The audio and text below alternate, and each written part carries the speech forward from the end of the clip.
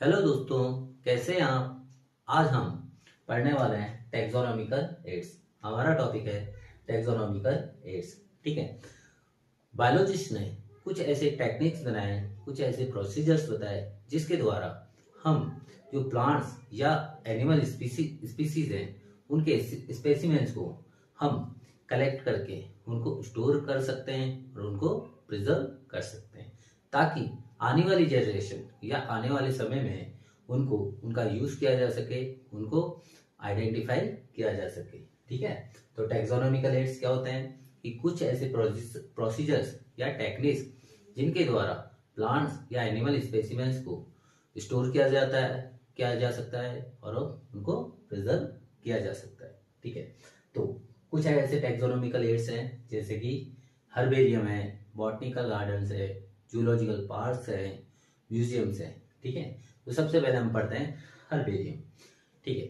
Herbarium herbarium क्या होता है कि एक ऐसा स्टोर हाउस होता है जिसके अंदर हम जो कलेक्टेड प्लांट स्पेसिमेंस है उनको हम सुखाते हैं, प्रेस करते हैं और उसके बाद उनको उनको प्रिजर्व करके रखते हैं। ठीक है। तो हर्बेरियम क्या होता है, एक ऐसा स्टोर हाउस होता है जिसके अंदर हम प्लांट स्पेसिमेंस को, जो कलेक्टेड प्लांट स्पेसिमेंस है उनको हम सुखा कर और उनको मतलब प्रेस कर कर दबा कर और उनको प्रिजर्व करके रखते हैं। अब ये जो प्रोसेस है, उनको प्रिजर्व करने का प्रोसेस है, वो हम करते हैं एक हर्बेरियम शीट के ऊपर। ठीक है। जो शीट होती है जिसके ऊपर हम स्पेसिमेंस को रखते हैं, ठीक है, प्रिजर्व करते हैं, उस शीट को हम बोलते हैं हर्बेरियम शीट। जनरली जो हर्बेरियम शीट है उसकी जो स्टैंडर्ड साइज है वो होती है 11.5 इंटू 16.5 इंचेस। ठीक है। ये इसकी क्या होती है, एक स्टैंडर्ड साइज होती है। अगर हम इसी साइज को सेंटीमीटर में देखें तो वो होती है 29 इंटू 41 सेंटीमीटर। ठीक है। कितनी होती है, 29 इंटू 41 सेंटीमीटर। तो ये होती है स्टैंडर्ड हर्बेरियम शीट की साइज। ठीक है। अब जो जो शीट हम यूज करते हैं, है ना, ठीक है, हर्बेरियम में जो हम हर्बेरियम शीट जो यूज करते हैं उसके ऊपर जो हम प्लांट स्पेसिमेन प्रिजर्व करते हैं, ठीक है, उसके ऊपर एक लेबल भी होता है। उस लेबल के ऊपर जो प्लांट स्पेसिमेन है, कहाँ कहाँ से आपने उसको कलेक्ट किया, किस डेट को आपने उसको कलेक्ट किया, साथ में उसका बॉटनिकल नेम, उसका लोकल नेम और साथ में उसका इंग्लिश नेम भी उसके ऊपर लिखा जाता है। साथ में इनके अलावा उसकी जो प्लांट स्पेसिमेन है उसकी फैमिली का नाम भी लिखा जाता है। साथ में वो जो प्लांट स्पेसिमेन है वो किसने कलेक्ट किया, यानी कलेक्टर का नेम भी, जो जिसने कलेक्ट किया उसका नाम भी उस लेवल के ऊपर लिखा जाता है। ठीक है। तो ये था हर्बेरियम और हर्बेरियम शीट के बारे में छोटी सी इंफॉर्मेशन। ठीक है। अब ये जो हर्बेरियम शीट है, ठीक है, ये जो टेक्निक है हर्बेरियम की, उस टेक्निक को करने के लिए हमें क्या किन किन स्टेप से गुजरना पड़ता है वो भी हम यहाँ पर पढ़ते हैं। ठीक है। तो हर्बेरियम टेक्निक में क्या क्या स्टेप्स होती हैं वो भी हम यहाँ पे पढ़ते हैं। ठीक है। अब इसमें जनरली मेनली 5 स्टेप्स होती हैं। कौन कौन सी, collection, drawing, poisoning, mounting, stitching, labelling और उसके बाद लास्ट में होती है डिपोजिशन। ठीक है। कौन कौन सी हो गई, एक तो कलेक्शन, उसके बाद ड्राइंग, उसके बाद पॉइजनिंग, उसके बाद माउंटिंग, स्टिचिंग और लेबलिंग और सबसे लास्ट में आती है डिपोजिशन। तो सबसे पहले हम बात करते हैं कलेक्शन क्या होता है। ठीक है। कलेक्शन वर्ड से आपको जैसे मालूम पड़ ही गया होगा कि कलेक्शन में कलेक्ट करना। ठीक है।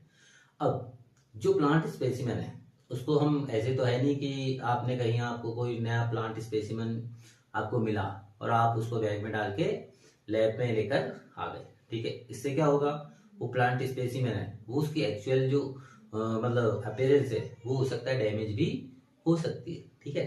तो इसके लिए जनरली क्या करते हैं कि हमें जो कलेक्शन है उसके लिए एक साइंटिफिक माइंडसेट यूज करना आना चाहिए। ठीक है। यानी कि हमारा माइंडसेट कैसा होना चाहिए, साइंटिफिक होना चाहिए कि जो हम स्पेसिमेन कलेक्ट कर रहे हैं वो हमें आगे जाके प्रिजर्व करके रखना है। तो उसके लिए उसकी जो कंडीशन कैसी होनी चाहिए, जैसी हमने ली लगभग उसकी कंडीशन वैसी होनी चाहिए, यानी उसमें किसी भी प्रकार का डैमेज नहीं होना चाहिए। तो इसके लिए हम क्या करते हैं, जो प्लांट स्पेसिमेन लेते हैं, ठीक है, साइंटिफिक हमारा माइंडसेट होना चाहिए। साथ में जो प्लांट स्पेसिमेन हो वो कैसा होना चाहिए, एकदम कंप्लीट होना चाहिए और आइडेंटिफिकेशन के लिए परफेक्ट होना चाहिए, यानी कि हम उसको देखकर आइडेंटिफाई कर सकें कि ये जो मटेरियल है ये उस प्लांट का वो मतलब है। ठीक है, चलिए अब बात करते हैं कि जो हमने जो प्लांट स्पेसिमेन कलेक्ट किया वो हम किसके अंदर रख के लाएं। तो उसके लिए एक मेटेलिक वेस्कुलम होता है, यानी कि अपैरेटस होता है, ठीक है, उसके अंदर हम उसको डाल के ला सकते हैं, या इसके अलावा जो पॉलीथीन बैग होते हैं वो भी हम यूज कर सकते हैं। ठीक है, इसका कारण क्या है, इसका कारण ये है कि जो उसके अंदर जो मॉइस्चर है वो बना रहे। अगर उसका मॉइस्चर खराब हुआ, मतलब खत्म हुआ, तो हो सकता है वो स्पेसिमेन खराब भी हो सकता है। ठीक है, नेक्स्ट है ड्राइंग, यानी सुखाना। जनरली क्या करते हैं कि जो प्लांट स्पेसिमेन कलेक्ट करते हैं, ठीक है, उसको जो न्यूज़पेपर है उसके बीच में फोल्ड करके रख देते हैं। ठीक है, ओके, और उसके बाद उसको दबा दिया जाता है, ठीक है, प्रेस कर दिया जाता है, जिससे वो प्लांट स्पेसिमेन में सूख जाता है। थर्ड पॉइंट है पॉइजनिंग। पॉइजनिंग जैसा कि आप जानते हैं कि पॉइजन यानी जहर। ठीक है, इसमें जनरली क्या होता है कि मान लीजिए अगर कोई आपने प्लांट स्पेसिमेन कलेक्ट किया और उसके अंदर माइक्रोब्स हुए, ठीक है, तो हो सकता है वो हमारे प्लांट स्पेसिमेन को खराब कर सकते हैं। साथ में वो हमारी जो इतनी हमारी मेहनत हुई उसको कलेक्ट करना, लाना, सुखाना, उसको भी खराब कर सकते हैं, यानी हमारी पूरी मेहनत को बेकार कर सकते हैं। इसके लिए क्या करते हैं, जो माइक्रोब्स हैं उनको मारने के लिए जो प्लांट स्पेसिमेन है उसका क्या किया जाता है, पॉइजनिंग किया जाता है। ठीक है, जनरली क्या होता है कि जो पार्शियली डिहाइड्रेटेड स्पेसिमेंस होते हैं, ठीक है, पार्शियली डिहाइड्रेटेड स्पेसिमेंस होते हैं, उनके ऊपर 0.1% ऑफ HgCl2, ठीक है, यानी 0.1% ऑफ मरकरी क्लोराइड का स्प्रे किया जाता है। ठीक है, उससे वो जितने भी माइक्रोब्स हैं वो मर जाते हैं। इसके बाद आता है माउंटिंग, स्टिचिंग एंड लेबलिंग। ठीक है, अब जो प्लांट स्पेसिमेन है उसको हर्बेरियम शीट के ऊपर ग्लूड करके उसको स्टिच किया जाता है। ठीक है, यानी इसको चिपका दिया जाता है। अब माउंटिंग और स्टिचिंग, इसके अलावा क्या करते हैं, कुछ फ्रेगमेंट पैकेट होते हैं, उनके अंदर क्या करते हैं, कोई एक्स्ट्रा मान लो कोई सीड है कुछ मान लो एक्स्ट्रा सीड है, कुछ फ्लावर्स हैं, ठीक है, उसके अंदर उन पैकेट्स के अंदर उनको रख दिया जाता है। ठीक है, अब बात करते हैं डिपोजिशन।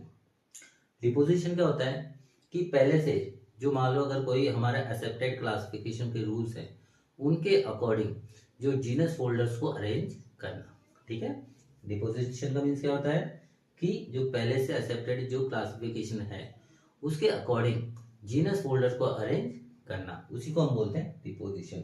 और इंडिया में जनरली बेंथम और हुकर का क्लासिफिकेशन को ही मोस्टली यूज किया जाता है। ठीक है, तो ये था हमने पढ़ा हर्बेरियम, और ये था हर्बेरियम टेक्निक।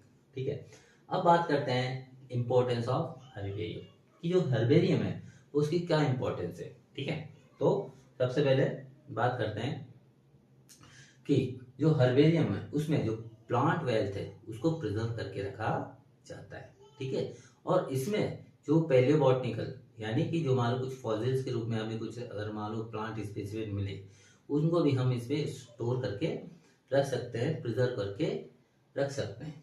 ठीक है, नेक्स्ट, अब जैसे मान लो आपने जैसे कई बार देखा होगा कई बार कुछ रिसर्च होता है, कुछ एग्जीबिशंस होती हैं, वहाँ पे कुछ स्पेसिमेन की आवश्यकता होती है, तो वहाँ पर क्या होता है कि हर्बेरियम से वो प्लांट स्पेसिमेंस को कई बार एक्सचेंज करते हैं और कई बार उन स्पेसिमेंस को लोन पर भी लिया जाता है। ठीक है, तो ये इसका दूसरा इंपॉर्टेंस है।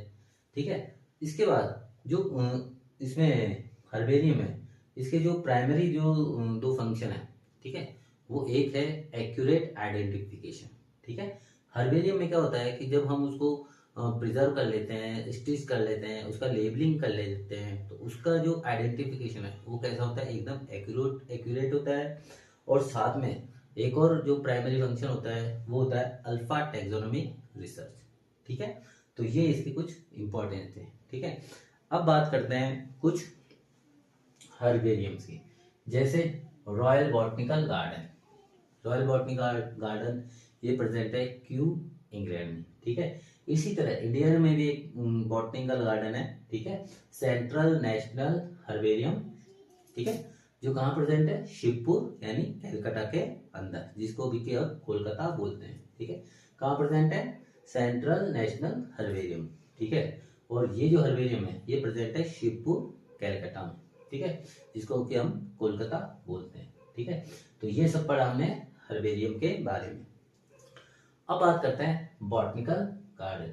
बॉटनिकल गार्डन क्या होता है, जैसे कि आपको नाम से पता चल रहा होगा, बॉटनी यानी प्लांट, ठीक है, यानी कि ऐसा पर्टिकुलर एरिया जहां पर कि प्लांट स्पीसीज को ग्रो किया जाता है ताकि ताकि हम उनका आइडेंटिफिकेशन कर सकें, ठीक है, और उनको लेबल कर सके, ठीक है। बॉटनिकल गार्डन क्या होते हैं कि ऐसा एरिया जिसके अंदर हम प्लांट स्पीसीज को ग्रो करते हैं ताकि उनका आइडेंटिफिकेशन हो सके, ठीक है, आइडेंटिफिकेशन हो सके, यानी कि अगर हम जब कभी बॉटनिकल गार्डन में जाएं तो हम आसानी से आइडेंटिफाई कर सकें कि ये जो प्लांट है ये इस स्पीसीज का प्लांट है, ठीक है। और साथ ही उनके ऊपर होती है उनकी लेबलिंग, और जो लेबलिंग है उसमें उसका बॉटनिकल और साइंटिफिक नेम होता है, और साथ में उसकी फैमिली का नाम भी लिखा हुआ होता है, ठीक है। अब ये जो बॉटनिकल गार्डन है इसमें ही कुछ कोई एक ऐसा एरिया भी होता है जहां पर ट्रीज को उगाया जाता है, जहां पर ट्रीज को ग्रो किया जाता है, तो उस एरिया को ही आर्बोरेटम कहते हैं, ठीक है।